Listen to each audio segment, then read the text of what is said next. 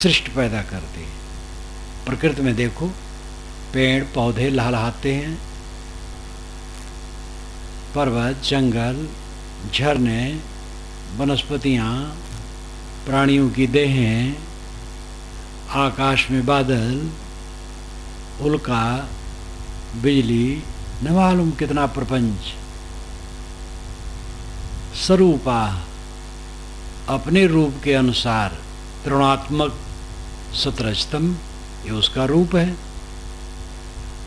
और ये रूप वाला बहवी प्रजा, बहुत सी सृष्टि ये बनाती रहती है, इसमें अपने आप बनता रहता है। अजो है को जुस्माणे अनुसेते, एक अज है, अजन्मा चेतन पुरुष। यहाँ अजा नहीं है, अज है, पुल्लिंग है।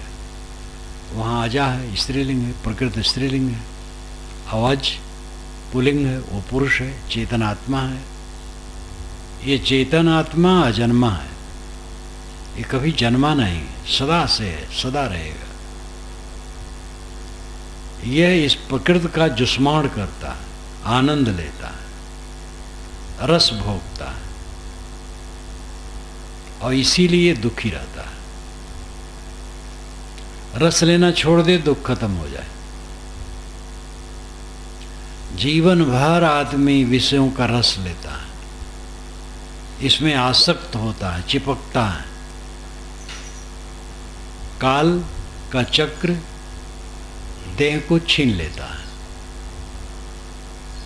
और जीव फिर इस प्रकृति और विकृति के आकर्षण में आकर के फिर देह धरता है।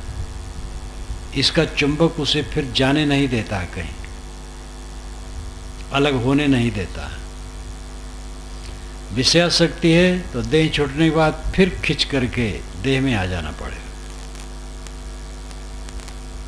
जो जुस्माण करता है, आनंद लेता है विषयों का, ये जड़ प्रकृति का आनंद लेता है, इसीलिए ये आकर्षित होकर के फिर इसी में आ जाता है। और जो जुस्माण नहीं लेता, आनंद नहीं लेता, इसका समझता है ये क्षणिक आनंद दुखदायी है, भ्रम है, उत्तेजित होना है, दुखी होना है, पीड़ित होना है। तो जहाते नाम भुक्त भोगाम अजोन्य, अजोन्य अज अन्य, अन्य अज, अन्य अजन्मा आत्मा दूसरा, जिसे ज्ञान है। तो भुक्त भोगाम, इस भोगी हुई प्रकृति को जहाते नाम त्याग देता है। त्याग देने से वो जीवन में ही दुखी नहीं होता है, और जब ये देह का लौंदा टूट जाता है तो उसको कहीं भटकना नहीं रहता है।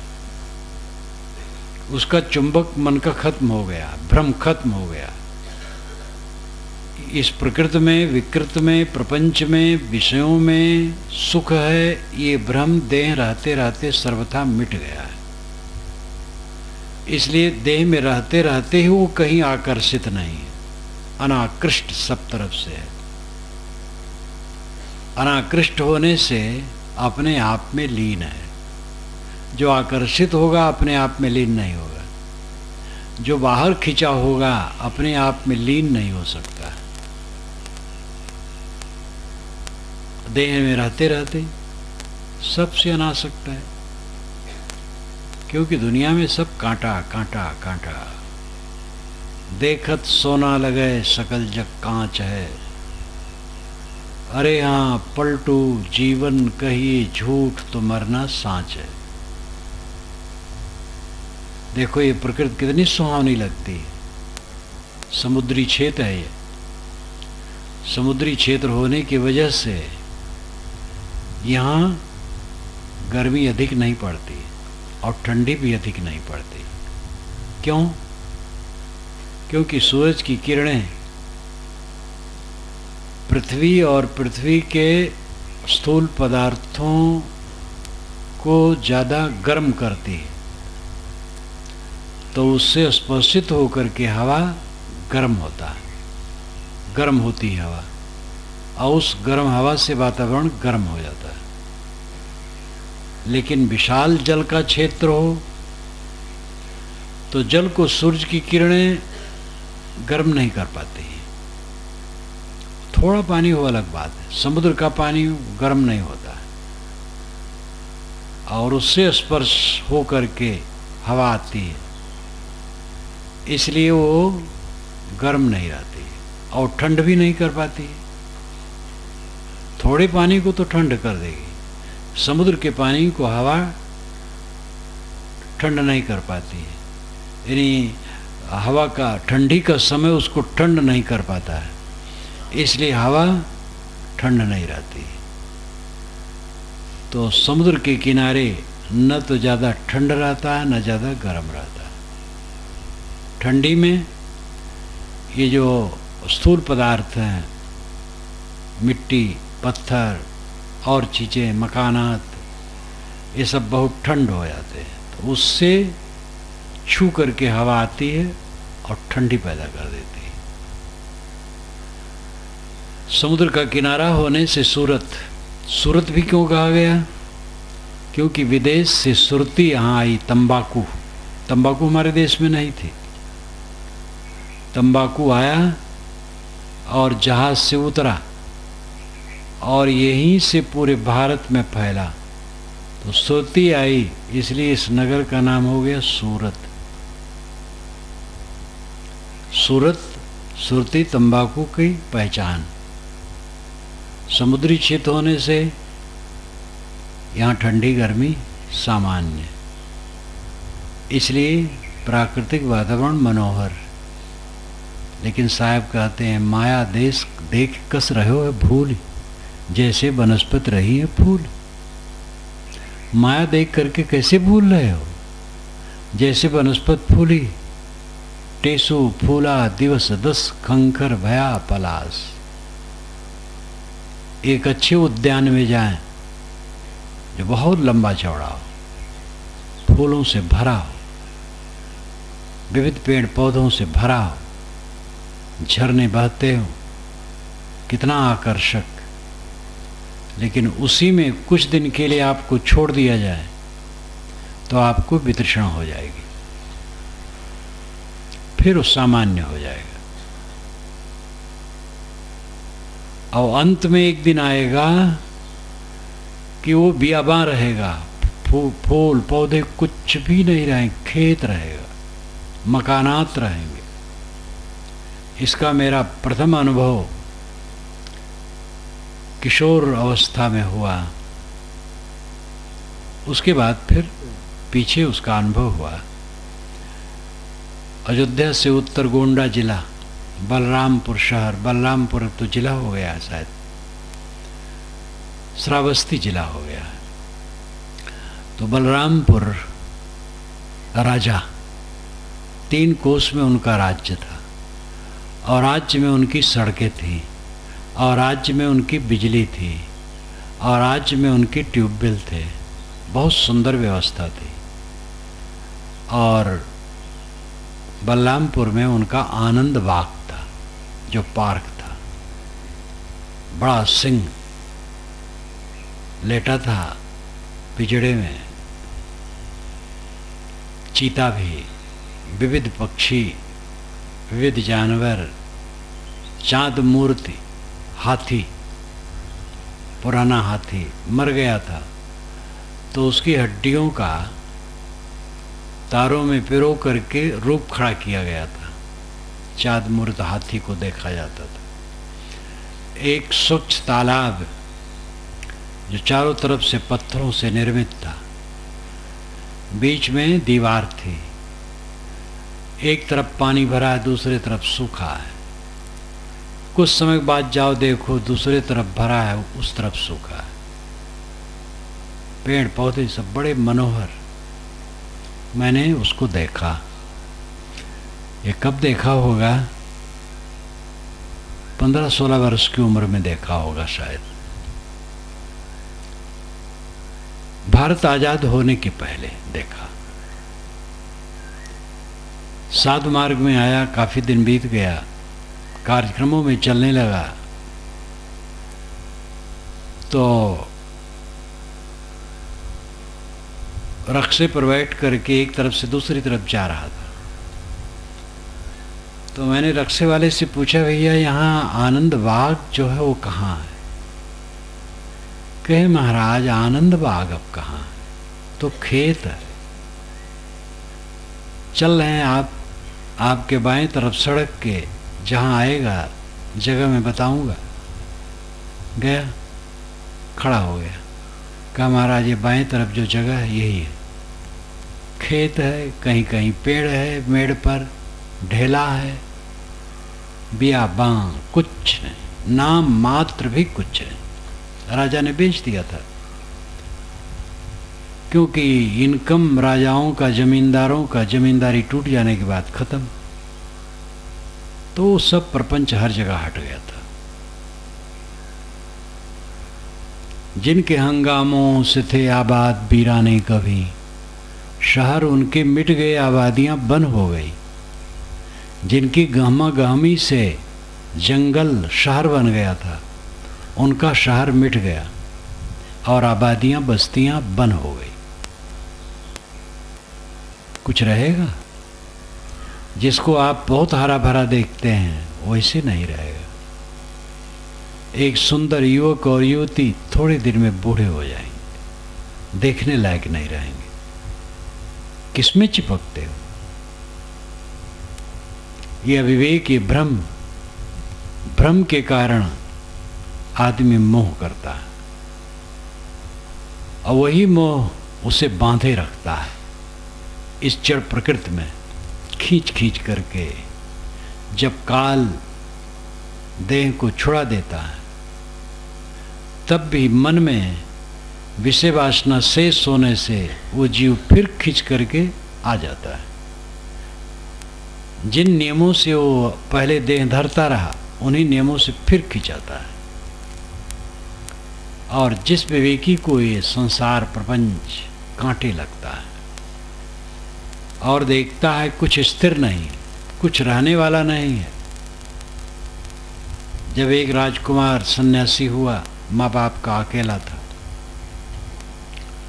सन्यासी हुआ, तो अन्य राजा आए मिलने के लिए और कहे आप माँ बाप के अकेले, राजा को कितनी तकलीफ होगी, राजकाज कौन चलाएगा, आप घर छोड़ दीजिए, सन्यास छोड़ दीजिए, घर चलिए, राज को संभालिए। उन्होंने कहा अगर मेरी जवानी आप स्थिर कर दें, ये जवानी खत्म ना हो, और भोग अतुल कर दें जो घटे ना, इंद्रियां अस्थिर कर दें, शिथिल न हो, और सारी अनुकूलता को स्थिर कर दें, प्रतिकूलता में न बदले, तो मैं सन्यास छोड़ करके घर चलूंगा, राजकाज करूंगा। राजा ने कहा ये तो मेरे अधिकार के बाहर है, मैं स्वयं बूढ़ा हो गया हूँ। जो राजा समझाने आया था उसके पिता का मित्र था, उसका पिता राजा, तो राजा का मित्र राजा, वो बूढ़ा था, कहा मैं ही बूढ़ा हो गया हूँ। तो कहे जो मिटने वाला है, छूटने वाला है, सड़ने वाला है, उसमें हमें क्यों लगाते हो?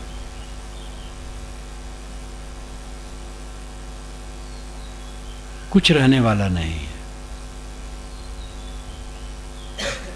किसका मोह? सारा मोह छोड़ो। संसार ऐसे रहेगा, सदा रहा है और सदा रहेगा, लेकिन आपका माना हुआ सब खत्म हो जाएगा। शरीर ही नहीं रहेगा तो और क्या रहेगा?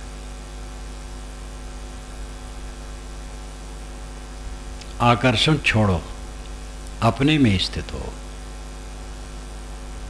बोधवान देह में रहते रहते अपने में अचल भाव से स्थित रहते। वे देह को देखते हैं जैसी ये देह है। अविद्या से दूसरे ढंग से हम देह को देखते हैं, और अविद्या मिट जाने पर देह वैसी देखी जाती जैसे देह है। अविद्या में इसमें सुख सौंदर्य की कल्पना होती, जवानी की कल्पना होती। बूढ़ा आदमी भी जवानी की कल्पना करता है, और जवानी सौंदर्य बल का लाभ क्या है? काम भोग। ये अविद्या में भाव रहता है। शरीर जवान है, सुंदर है, बलवान है, तो इसका फल है काम भोग। अविद्या से यही प्रतीत होता है। बोधवान को प्रतीत होता है जवानी का फल है साधना। स्वस्थ शरीर जवान का होता है। इसी अवस्था में वो सेवा कर सकता है, एकांत सेवन कर सकता है, भक्ति ज्ञान वैराग की साधना कर सकता है, अपने को स्वश कर सकता है। अविद्या मिट जाती है तो जवानी बोध वैराग के लिए, कल्याण के लिए, साधना के लिए लगती है। बाकी सब की जवानी काम भोग के लिए प्रतीत होती है। आदमी जवान नहीं, बूढ़ा हो गया है, लेकिन जवानी की कल्पना करता है।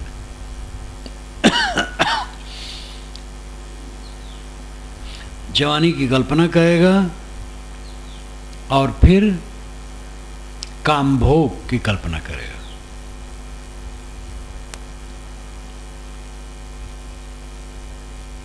और काम भोग की कल्पना किया और नरक में गया। फिर असंतोष, क्योंकि काम में संतोष तो होता नहीं है।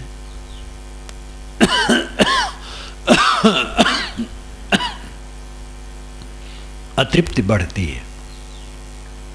जितना आदमी भोग में लगता उतनी अतृप्ति बढ़ती है, उतनी तृष्णा बढ़ती है, और उतना पीछे सारा दुख और प्रपंच आता है, जलन आती है।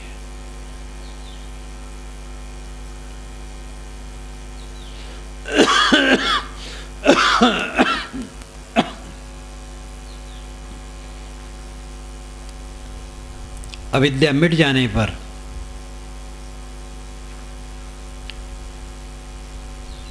ये देह अस्थिपंजर, हड्डी का पिजड़ा, चाम का थैला, मलमूत्र की पोटली, दुखों का घर, उद्वेगों का घर, पीड़ाओं का घर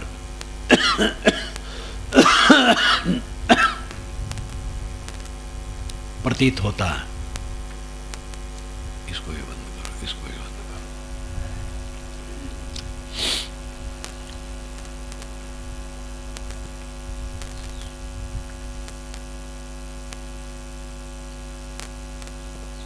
और दुख, गंदगी से भरा शरीर, जिसमें देह धरते ही संताप शुरू होता है। पैदा हुआ बच्चा, पैदा होते ही रोना शुरू हुआ, टट्टी पेशाब में पड़ा, रो रहा। मां न संभाले वो मर जाएगा, रुकेगा नहीं। जानवर का बच्चा तो कूदने लगता है, आदमी का बच्चा मां न संभाले तो मर जाएगा। थोड़ा बड़ा हुआ तो सबसे भयभीत।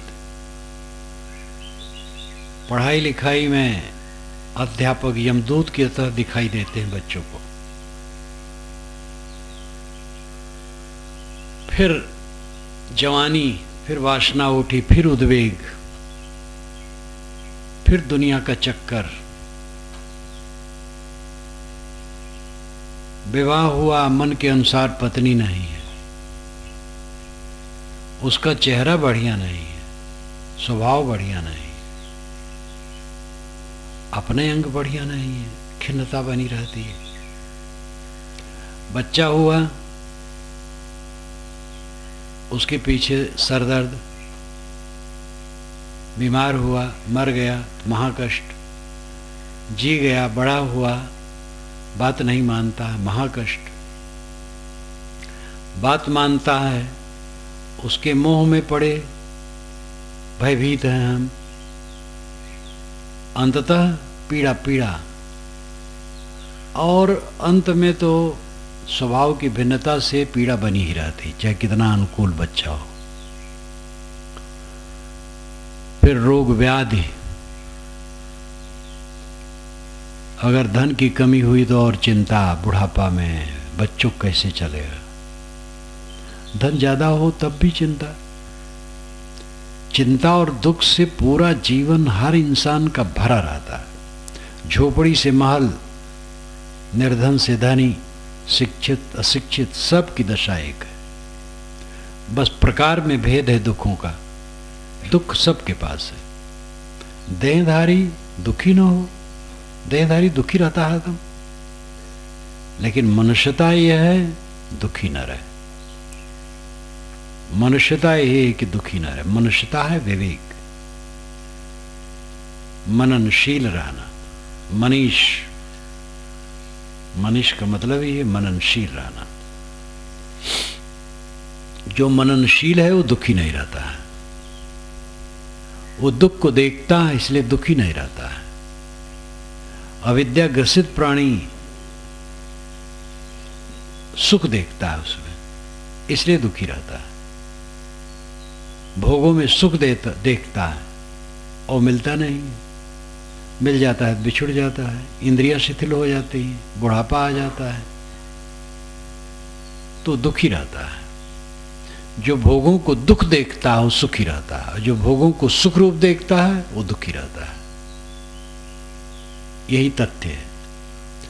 जिसको चारों तरफ आकर्षण है वो पीड़ित रहता है, हरदम मन बेचैन। आकर्षण एक भ्रम है, मिलता उलता कुछ नहीं। एक युवक एक युवती से लिपट जाओ, क्या आनंद हुआ। एक भावुकता है खाली। लिपट जाने के बाद भी उसको अलग करना है। फिर सबका शरीर क्या है, चाम, पसीना, थूक, पेशाब, टट्टी, मनोविकार, उत्तेजना, स्वभाव की भिन्नता से क्लेश। क्या मिला। स्वादिली चीज मान मान करके, अधिक खा खा करके कष्ट के सिवा क्या मिला। सादा खाओ, कम खाओ। जो देह में रहते रहते संसार की पोल पट्टी को ठीक से समझता है, चारों तरफ से अनाकृष्ट हो जाता है। आकर्षण नाम की चीज कहीं है ही नहीं, तो अपने आप में स्थित होता है। सारी रस्सियों के कट जाने पर कोई अपने आप में स्थित होगा। ये आसक्ति की रस्सी, आकर्षण की रस्सी जो भ्रम मात्र है, जो धोखा है, जीवन का सबसे बड़ा धोखा है। और हर आदमी हर भोग के पीछे केवल पछताया है। हर आदमी, हर नेता अंत में रो रो के मरा है।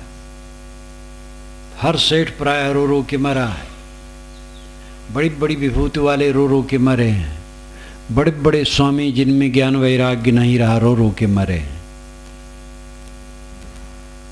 वैराग्य के बिना दुख दूर करने वाला कोई साधन नहीं। वैराग्य का अर्थ है अनासक्ति। जो घर में हैं उनको, जो घर छोड़ दिए उनको, सबके मन में वैराग्य होना चाहिए।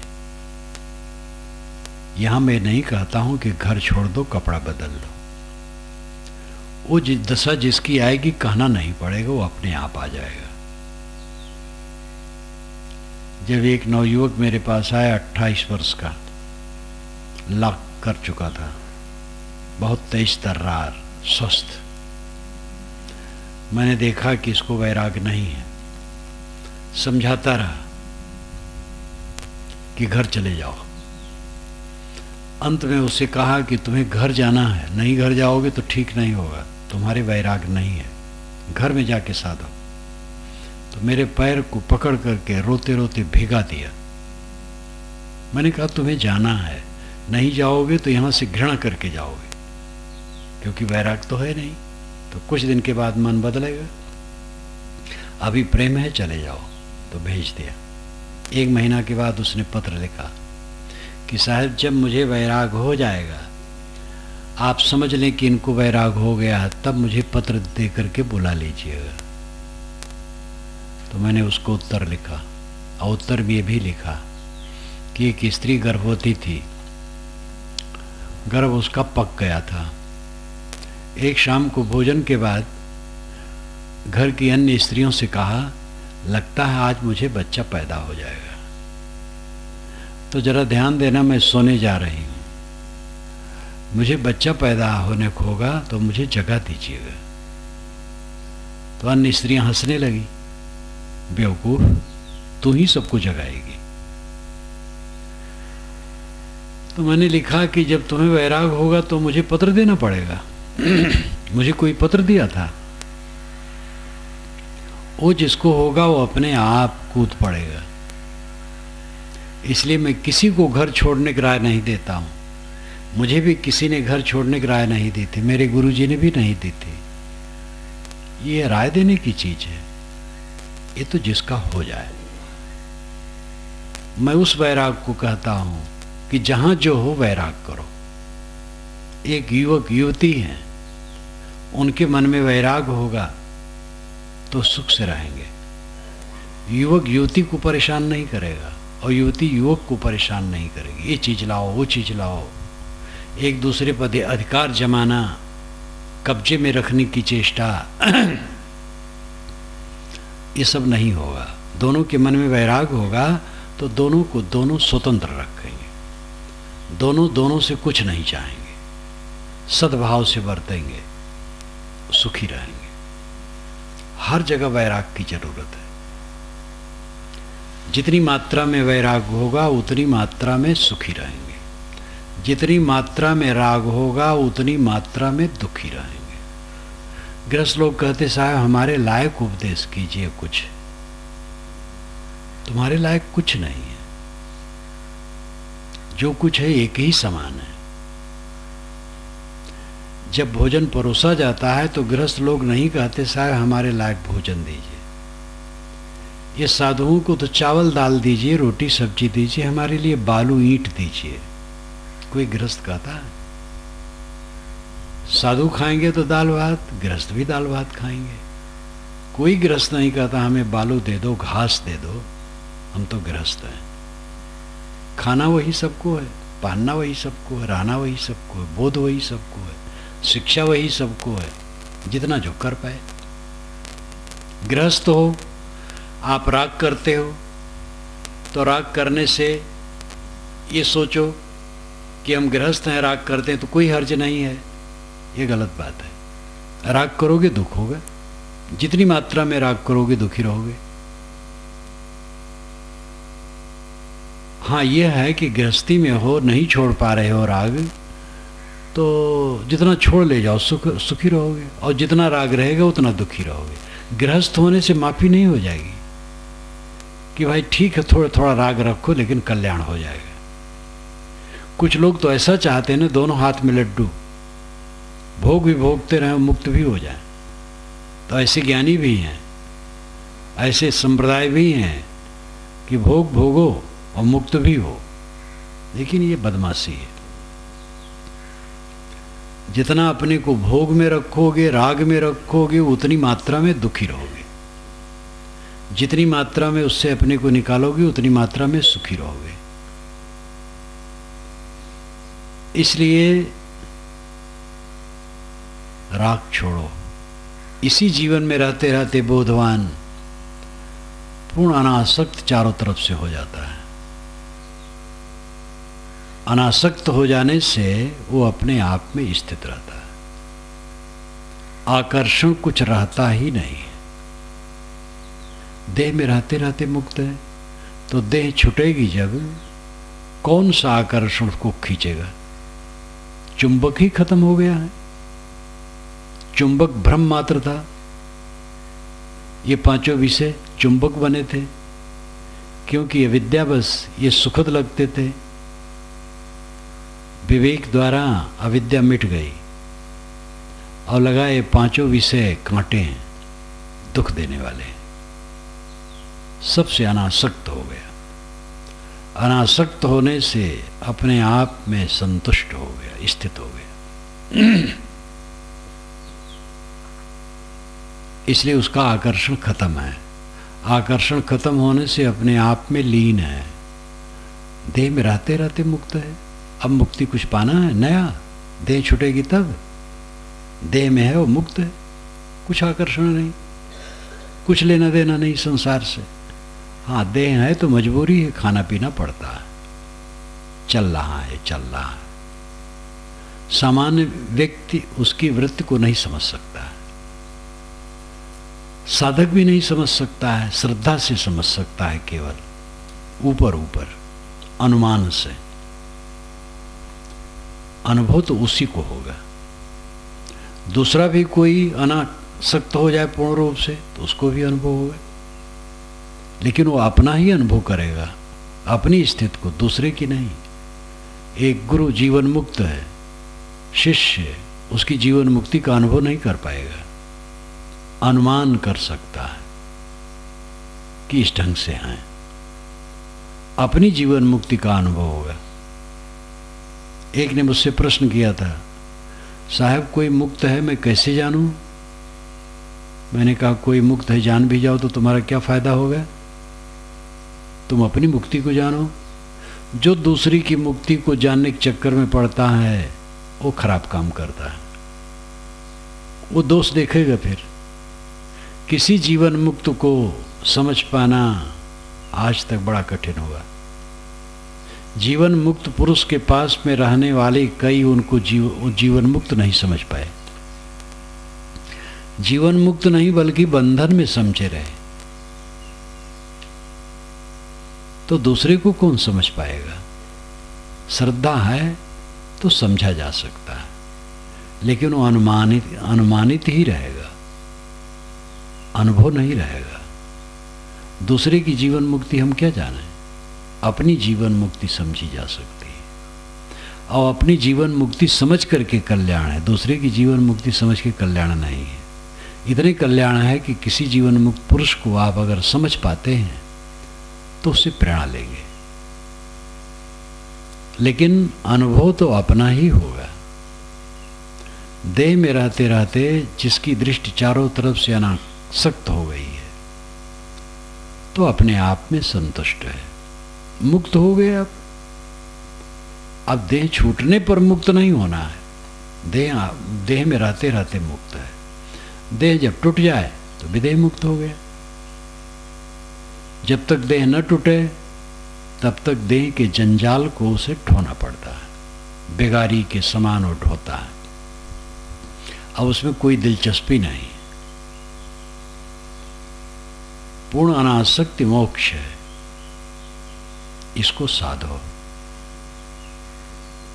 ये पुरुष नाम चेतन, चाहे स्त्री के शरीर में चेतन हो, चाहे पुरुष के शरीर में चेतन हो, चाहे नपुंसक के शरीर में चेतन हो, चेतन को पुरुष कहते हैं। पुर नाम आगे उष नाम जलाना, आगे आगे ज्ञान प्रकाश जलाते रहना, ये आत्मा का लक्षण है, इसलिए पुरुष है।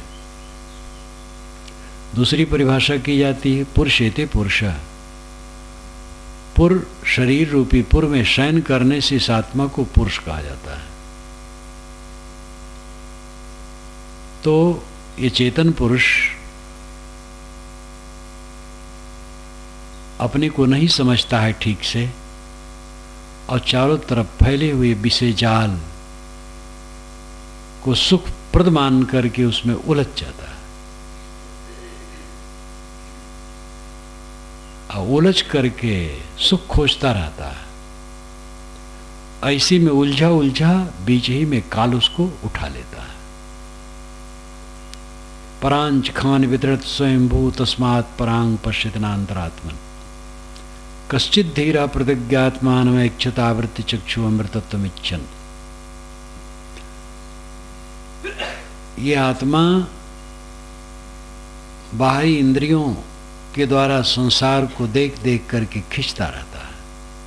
कोई विवेकवान पुरुष अपने को समेट करके अपने को देखता है। ये मूर्ख जीव, मूर्ख मनुष्य संसार में फैले हुए मृत्यु जाल में झट से उलझ जाते हैं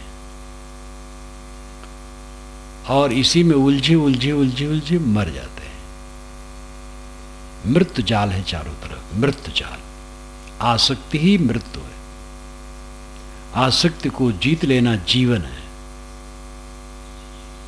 भोग की कामना करते करते, भोग को चाहते चाहते बीच ही में काल शरीर छीन लेता है। इसीलिए वो चाहना बची रहती है, वही खींच करके फिर गर्भ में ले आती है। जिसकी भोग की कामना सारी खत्म हो गई, देखने, सुनने, खाने, भोगने, मिलने, बिछुड़ने, करने कुछ इच्छा नहीं रह गई, सारी इच्छाएं समाप्त। शरीर है तब तक इसकी क्रिया करना है, व्यवहार करना है। इस प्रकार अनासक्त होकर के जो बर्ताव करता है वो देह में रहते रहते मुक्त है, सब समय मुक्त है। देह उसकी दिखाई देती है, उसमें बधा नहीं। जहाँ टूट के गिर जाए, आग में, पानी में, ट्रेन और बस और हवाई जहाज के एक्सीडेंट में, बिस्तर पर, सड़क पर, कहीं भी टूट के गिर जाए, कोई फर्क नहीं।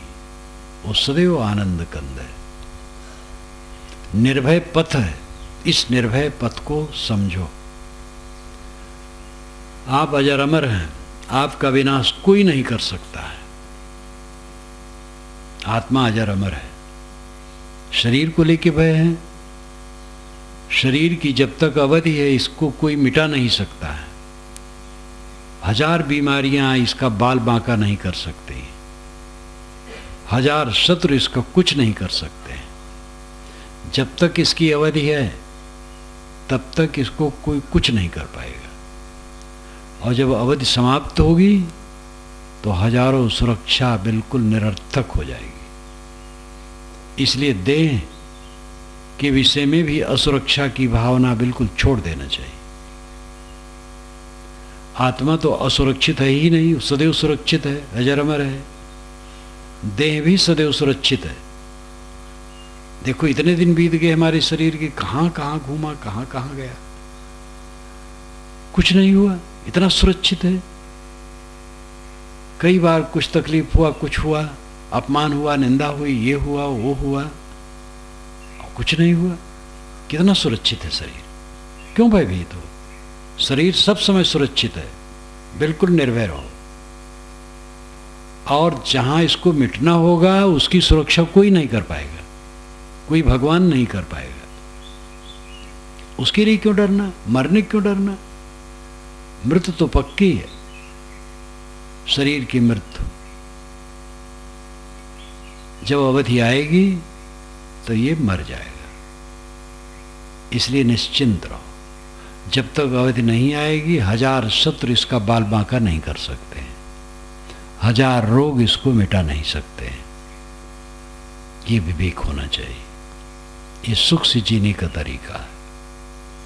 इस देह में रहते रहते सुख से जियो, मुक्त होके जियो, आनंद आनंद में रहो। आनंद कानन कहाँ है, आनंद भवन कहाँ है? वासनाहीन हृदय में। वासनाहीन हृदय, वासनाहीन मन आनंद कानन है, आनंद भवन है। बसे आनंद अटारी, श्री रामराज साहब ने कहा। सदगुरु कबीर ने कहा, आपकी पुरिया जो निर्वारे सोजन सदा आनंदा। अब की बार जो पुड़िया को निर्वार दे, पुड़िया को खोल दे, गठरी को खोल दे, सदैव आनंदित है। ये अहंकार की गठरी बांध करके हम बैठे हैं। अब की बार जो इस गठरी को तोड़ दे, सदा आनंदित रहेगा। गठरी में बड़ा मोह है, शरीर में मोह है, शरीर संबंधी चीजों में, प्राणियों में मोह है, और जहां जहां सुख की कल्पना है उसमें बड़ा मोह है, छोड़ने का मन नहीं होता है। ये गंदगी, सुअर गंदगी में मुंह डालता रहता है, उसको वही प्रिय है। ये सुअर मन ये गंदी बातों में चिपका रहता है। इसको समझाओ, तोड़ो। जीवन मुक्ति का आनंद चाहो तो अपने मन के सुअरपन को तोड़ो। सब तरफ से अनासक्त हो और पूर्ण निर्भय होकर के जियो।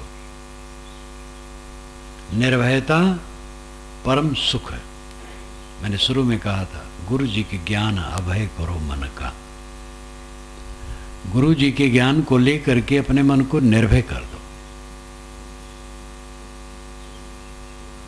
शरीर और आत्मा दोनों के लिए मैंने कहा कि आत्मा अमर है, तो भय क्या। शरीर मर्त्य है, लेकिन जब तक प्रारब्ध इसका है तब तक ये मरेगा नहीं, इसलिए भय की जरूरत नहीं। और जब मरने का समय आएगा तो इसको कोई रोक नहीं पाएगा, उसकी क्या सुरक्षा रखोगे। तो असुरक्षा की भावना जो मनुष्य के मन में है ये बहुत पीड़ित करती है। एक्सीडेंट न हो जाए, और चलते रहते हैं, इतना दिन बीत गया एक्सीडेंट नहीं हुआ, क्यों घबराते हो। और जब होना होगा तो उसके लिए कुछ कर पाओगे। एक ने एक से कहा कि जरा ध्यान रखिएगा, आपके ग्रह दशा में ऐसा है कि एक्सीडेंट की संभावना है, इसलिए सावधान रहिएगा। तो मैंने कहा पहले ही एक्सीडेंट कर दिए इनके मन में आप, अब हरदम इनको एक्सीडेंट होगा। एक्सीडेंट में कोई सावधान क्या रहेगा, असावधानी में एक्सीडेंट होता ही है। और आप इनके मन में डाल दिए एक्सीडेंट, अब सब समय एक्सीडेंट इनका होता रहेगा। एक धूर्त ने एक को बताया कि मंत्र सिद्ध होगा, शमशान में बैठो और ये साधना करो, ये मंत्र जपो, इतने दिनों तक बस सिद्ध हो जाओगे, जो चाहोगे सो कर दोगे। उससे काफी पैसा लिया। फिर कहा लेकिन सुनो सुनो, एक बात ध्यान रखना, मन में बंदर न आवे। बंदर का ख्याल तुम्हारे मन में नहीं आना चाहिए। अगर बंदर का ख्याल आया तब सिद्ध नहीं होगा। कहा ठीक है, मैं बंदर का ख्याल नहीं करूंगा। वो तो पैसा लिया और चला गया। अब वो रोज रात में शमशान में ध्यान लगा के बैठे और मंत्र जपें, बस बंदर उछलने लगे। पहले उन्होंने सावधान कर दिया था कि बंदर मन में न आवे, तो बंदर आने लगा। बहुत दिनों के बाद जाकर के कहा कि सिद्धि तो नहीं मिली, तो कहे बंदर तो दिमाग में नहीं आया, कहीं आता रहा, कहीं इसीलिए नहीं मिली, हम क्या करें। वो धूर्त था, फंसाने वाला था, पैसा ले लिया, ऐंठ लिया और चल दिया। तो पहले ही मन में डाल दिए कि एक्सीडेंट की संभावना, इसलिए सावधान। तो हरदम एक्सीडेंट हो रहा है। एक्सीडेंट की चिंता ही ना करो। जब एक्सीडेंट होता है तो अगर साधारण चोट लगी, घाव हुआ, फिर दवाई पट्टी हो जाएगी, सेवा हो जाएगी, अच्छा हो जाएगा। ज़्यादा चोट लगेगी तो मूर्छित हो जाएंगे। प्रकृति का ऐसा बढ़िया विधान है कि जब असह्य पीड़ा होती तुरंत आदमी मूर्छित हो जाता है, इसलिए पीड़क पता ही नहीं लगता। मर गया तो खत्म, और नहीं मरा दवाई पानी हो, जैसा होगा हो जाए। अगर होना होगा तो हो जाएगा, और नहीं तो होता नहीं है। अधिकतम लोगों को एक्सीडेंट नहीं होता है। तो असुरक्षा की भावना सदैव मनुष्य को पीड़ित करती रहती है। असुरक्षा की भावना गलत ख्याल है। आप सब समय सुरक्षित हैं, क्योंकि आप अजर अमर हैं, निर्विकार हैं, निर्मल हैं, एक रस हैं, परमानंदमय हैं। एटम बम आपका कुछ नहीं कर सकता है, क्योंकि आप अजर अमर हैं। देह भी जब तक इसका प्रारब्ध है, इसको कोई कुछ नहीं कर पाएगा। सुरक्षित हैं आप, और आप सुरक्षित है। भोजन मिलेगा, कपड़े मिलेंगे, सोने की जगह मिलेगी, ये भी आप निश्चित समझ लें। हर तरफ से बोध, सच्चा बोध, और उस बोध को लेकर के अपने आप में स्थित रहना, यही सबसे बड़ा काम है। जड़ प्रकृति हमारे चारों तरफ उसका जाल फैला है,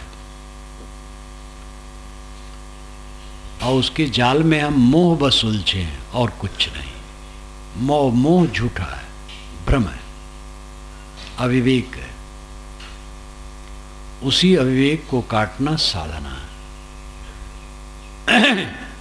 उसके लिए सेवा, स्वाध्याय और ध्यान, ये तीनों करो। सेवा करो, अपनी शक्ति और योग्यता के अनुसार दूसरे की सेवा करो, सेवा से चित्त शुद्ध होगा। स्वाध्याय करो जिससे ज्ञान परिपक्व हो। स्वाध्याय सदग्रंथों का मनन चिंतन और साधना करो, ध्यान करो, चित्त को एकाग्र करो। सबसे बड़ा काम है ध्यान। अपने में अपने को लौटा लेना। भटकते रहे अनाद काल से हम संसार में, जहां कुछ मेरा नहीं।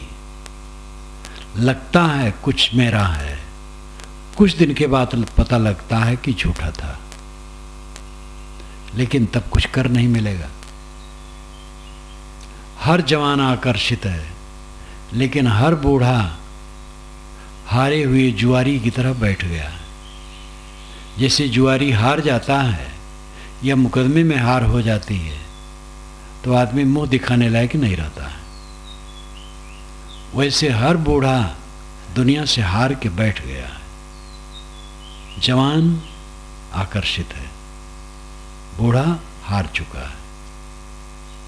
जवानी ही में जो हार जाए धन्य है वो। स्वस्थ अवस्था में हार जाए वो धन्य है। दुनिया से हारे बिना अपनी जीत नहीं होगी। हारा सो हरि को मिले, जीता जमपुर जाए, ये साहब की आदि साखी है। जो हारता है वो हरि को मिलता है, और जो जीतता है वो जमपुर को जाता है। दुनिया को जीतने के चक्कर में पड़ोगे, यमपुर में जाओगे। यमपुर वासना में उलझोगे। दुनिया से हार जाओगे तो हरि को पाओगे। हरि आत्मा है। बाएं दहिने तजो विकारा, निज के हरिपद गहिया। कहें कबीर गूंगे गुर खाया, पूछे सो क्या कहिया। बाएं दहिने सब तरफ से सारे विकारों को छोड़ दो। निज के हरिपद गहिया, निज स्वरूप हरिपद है, ब्रह्म पद है, परमात्म पद है, शिव तत्व है, पारक पद है। जो निज पद है, जो चाहो निज तत्व को शब्द ही ले परख। निज तत्व, निज पद अपना अस्तित्व है, अपना आत्मा है। बाएं दहने तजु विकारा, निज के हरिपद गई है। बाएं दहने सारे विकारों को छोड़ दो और निस्वरूप को परम तत्व समझो और उसमें स्थित हो। कहें कबीर गूंगे गुर खाया, पीछे सो क्या कह, पूछे सो क्या कहिया। किसी ने कहा महाराज जब ऐसी स्थिति आती है तो उसका आनंद कैसा होता है? तो साहब ने कहा गूंगा गुड़ खाए, कोई पूछे तो क्या बताएगा, बता नहीं सकता है। इसी प्रकार उस स्थिति का अनुभव कोई कैसे बताएगा? सामान्य बात बताना मुश्किल है। एक मिठाई मैंने आपको दी, आप खाने लगे, मैंने पूछा कैसे लगता है, तो आप कहेंगे कि अब बड़ा अच्छा लगता है, मीठा लगता है। जैसे लगता है वो वैसे कैसे बतावें? बस यही कहेंगे मीठा लगता है, अच्छा लगता है, बड़ा मधुर है, बड़ा अच्छा है। तो ये सबसे बोध नहीं होगा कैसे लगता। जब मैं भी मुख में डालूं तब लगेगा ऐसा लगता है। कहें कबीर गूंगे गुर खाया, पूछे सो क्या कहिया। इसलिए आत्म स्थित का उपदेश नहीं हो सकता है, संकेत होता है। स्वरूप स्थित का उपदेश नहीं होता है, संकेत होता है, इशारा होता है। इशारा लेकर के खुद लग जाए, बस अनुभव अपने आप में आने लगेगा। जो मैं हूं वही आप हैं। मैंने अपने को ठीक कर लिया, आप भी अपने को ठीक कर लीजिए, बस आप में वही स्थिति आ जाएगी। इसलिए साधक को सब समय निर्भय रहना चाहिए।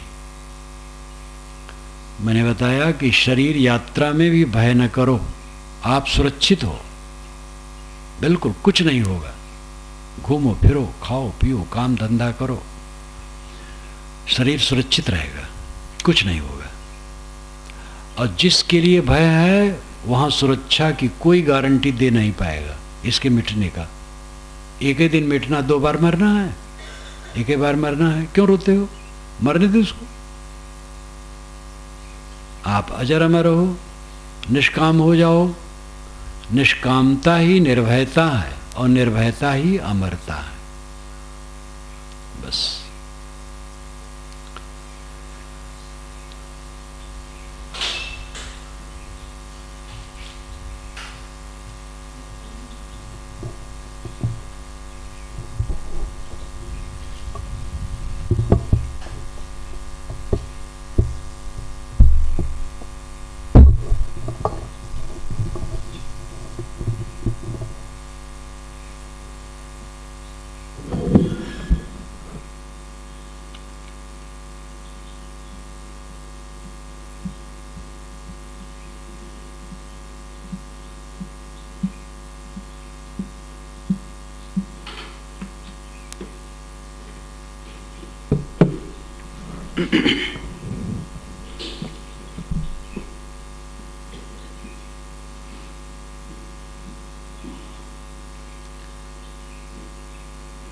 ध्यान शिविर का दूसरा दिन, ये पहली सभा समाप्त हो रही है।